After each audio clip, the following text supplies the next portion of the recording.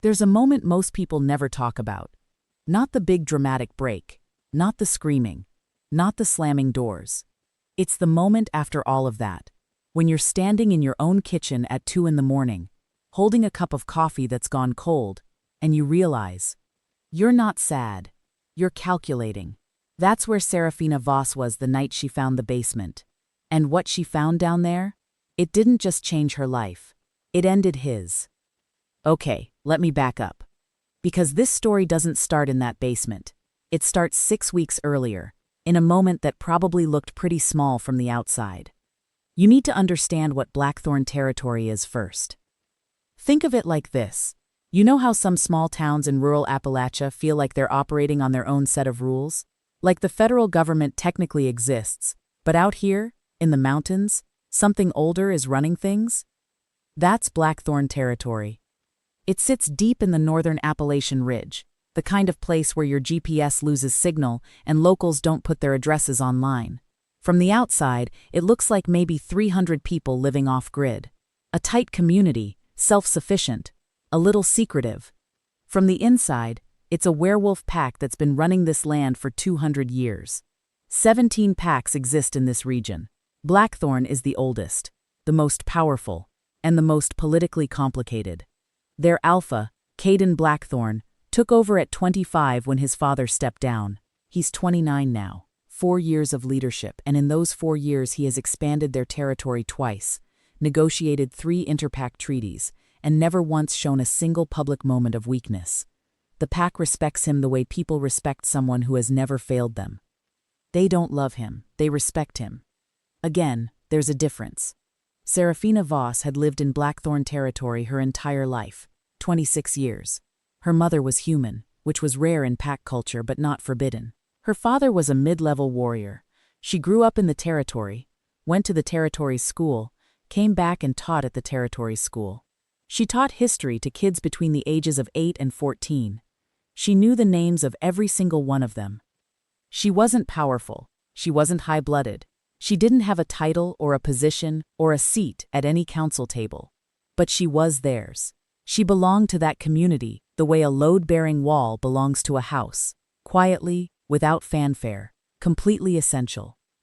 And then one night, the night of the moon ceremony, everything changed. In werewolf culture, a fated mate bond isn't romantic.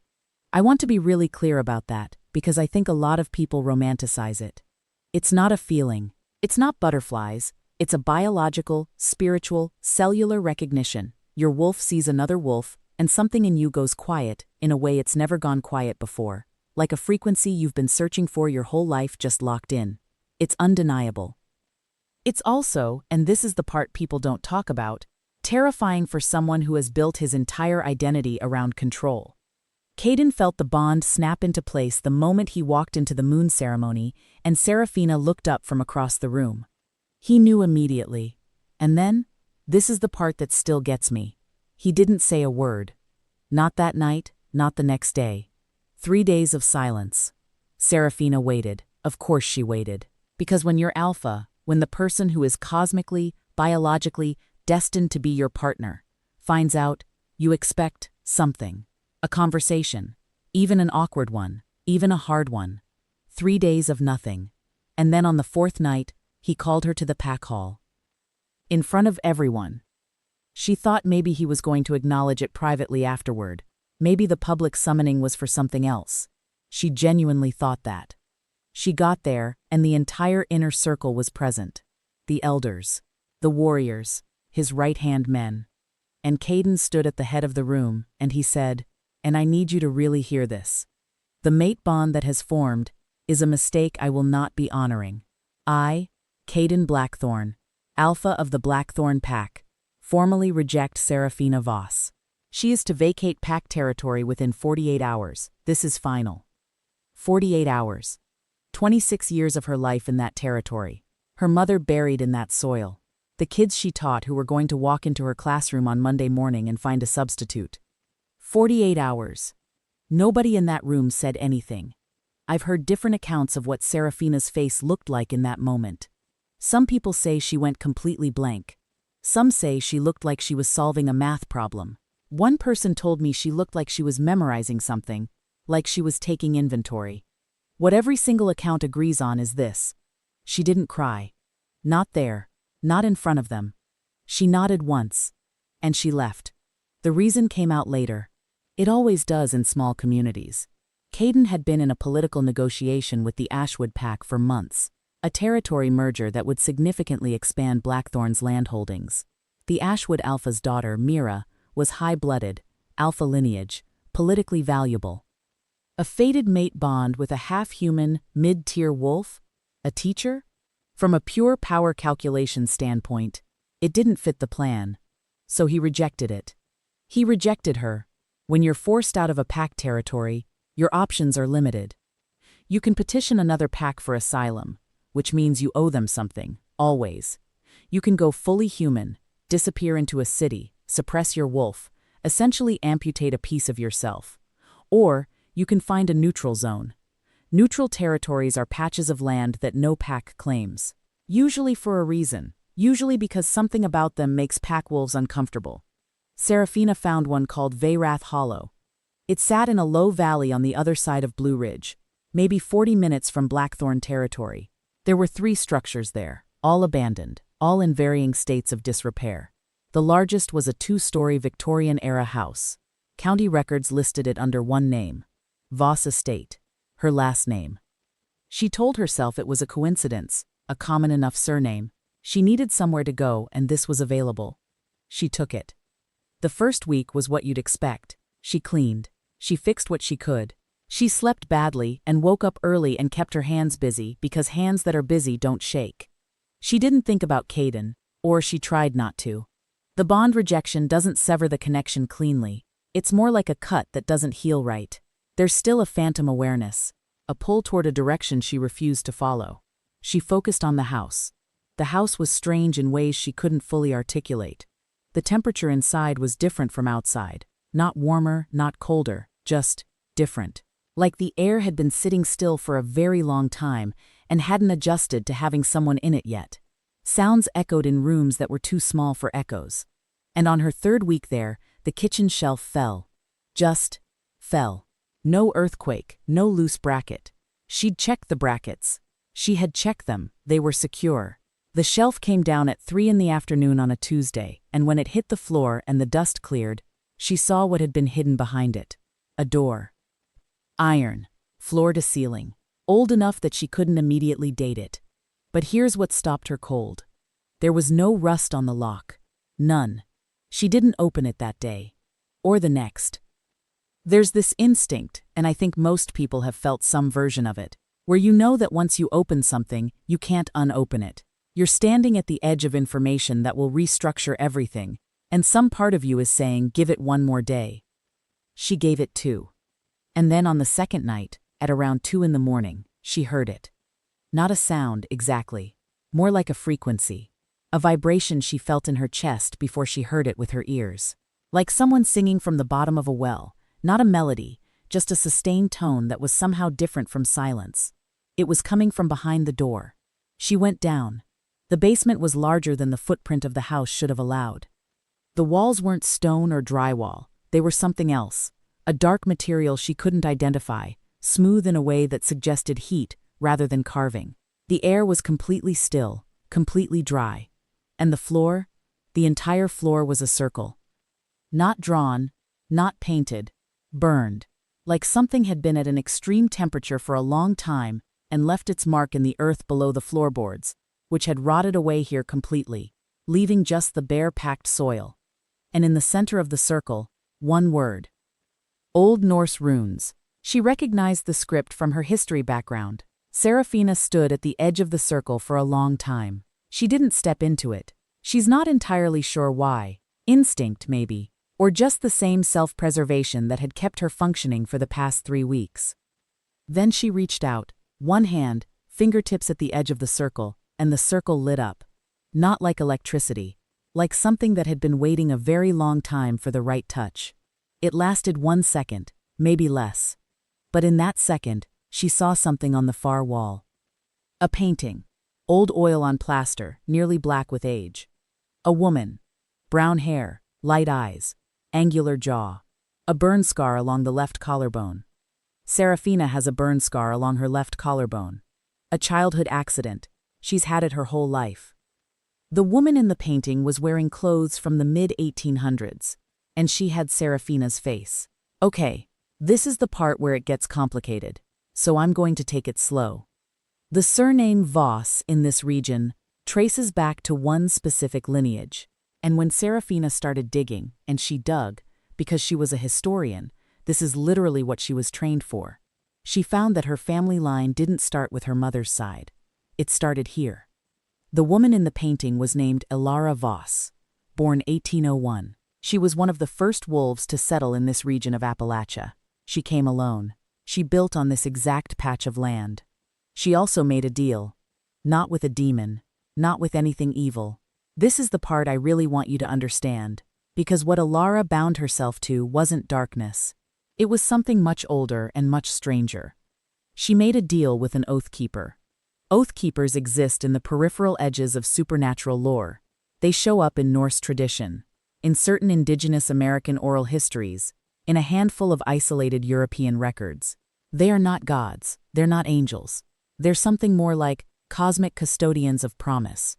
When a vow is made with genuine soul weight, not a pinky promise, not a contract, but the kind of commitment that changes who you are when you make it, an oath keeper can bind it. Lock it into reality, make it consequential. Alara had made exactly that kind of vow. In 1847, Blackthorn territory was established, and the founding Alpha, Caden's ancestor, a man named Roran Blackthorn, had wronged Alara. The records are fragmented, but the gist is this: Roran and Alara had a bond. He denied it for political power. Sound familiar? And Alara, instead of cursing him, instead of retaliating, went to the oath keeper and made this vow. Let the record stand. Whenever a Blackthorn alpha denies his fated Voss mate for the sake of power, whenever fate is broken on purpose by that bloodline, the breaking of that bond will begin to break everything he has built, and it will not stop until a Voss chooses to stop it. 200 years. That vow had been sitting in that basement, in that circle, waiting. And then Caden Blackthorn, in front of his entire pack on a Tuesday night, looked at Serafina Voss and said no. Back in Blackthorn territory, things had been going wrong for about 3 weeks. 3 pack members with unexplained neurological episodes. Caden's healing ability, which in a healthy alpha borders on supernatural, had slowed to almost human levels. Their eastern border crops had failed completely. 2 pack bonds had fractured for no identifiable reason. The pack was blaming outside interference, an enemy pack, a hex. It wasn't any of that. The oath was activating. I want to stop here for a second, because this is the part that makes this story worth telling. Serafina figured it out over about 4 days. Cross-referencing her great-grandmother's diary, which had somehow ended up in this house, which she filed under things to unpack later, with a local historian named Gerald who was human, but had spent 40 years cataloging regional supernatural history, because, and I quote, somebody has to. By the end of those 4 days, she understood exactly what was happening, and she had a choice. She could do nothing. The oath would run its course. Blackthorn would decline. Not dramatically, not overnight, but steadily. Caden's power would erode. The pack's health would deteriorate. Everything he'd spent 4 years building would quietly fall apart. And honestly, sitting in that kitchen at 2 in the morning, holding cold coffee? She thought about it. She sat with that option for a long time. But here's the thing about Serafina Voss. She taught history because she believed in it. Not the sanitized version, the real version. The version where ordinary people made choices that had consequences for generations. And she knew 43 kids in that pack by name. She knew which ones were scared of thunderstorms, and which ones were doing long division wrong, and which ones had parents who were showing those neurological symptoms right now. Those kids hadn't rejected her. The oath would not stop at Caden. Alara had written clearly, the pack would be affected, the whole ecosystem of it. Because that's the thing about a vow that's been violated. The damage doesn't stay contained. So doing nothing meant those kids paid for what their alpha did. And Serafina wasn't going to let that happen. Option 2. Negotiate with the oath keeper. Oath keepers don't negotiate. Alara wrote that explicitly on the basement wall. She'd tried. There is no bargaining, no modification, no mercy clause. But she had written one other thing. One line, in the smallest handwriting, in the corner near the floor. The oath cannot be bargained. It can only be fulfilled or redirected. Redirected. It took Serafina another 2 days and a lot of Gerald's archive notes to understand what that meant. The oath could be narrowed, instead of consuming the entire pack, if the person who broke the vow willingly accepted full consequence. If he stood in front of the oath-keeper's seat and acknowledged what he'd done, the damage would stop spreading. It would stay with him. Only him. But here's the catch. The only person who could bring that option to Caden was Serafina. She had to go back. Back to the man who gave her 48 hours to disappear from the only home she'd ever known. She drove back into Blackthorn territory on a Wednesday morning. She didn't call ahead, she didn't ask permission, she just drove in. 3 pack members saw her at the perimeter. Nobody stopped her. Because, and this is the kind of thing you can't fully explain, she'd taught their kids. She was still, in some deep instinctive part of them, safe. She walked into the pack hall. Caden was at the far end of the room. He stood up when he saw her. First time she'd seen him since the rejection. She said later that he looked like someone who had been sleeping badly, which surprised her, because she had assumed this had been easy for him. Clean. Political. Done. She set the oath-keeper's seal on the table between them. He knew what it was immediately. You don't carry that kind of alpha lineage without knowing your own history. She didn't yell. She didn't explain herself. She just said, there are 43 kids in this pack. I know all of their names. This isn't about you and me. I'm done with that conversation. What's happening to your pack right now will not stop unless you stand in front of what your bloodline started and own it. That's the only path through. I'm giving it to you because they deserve better than to pay for your decision, not because you do. That was it. No ultimatum. No, now you'll finally see what you lost. No dramatic moment where he begs and she forgives.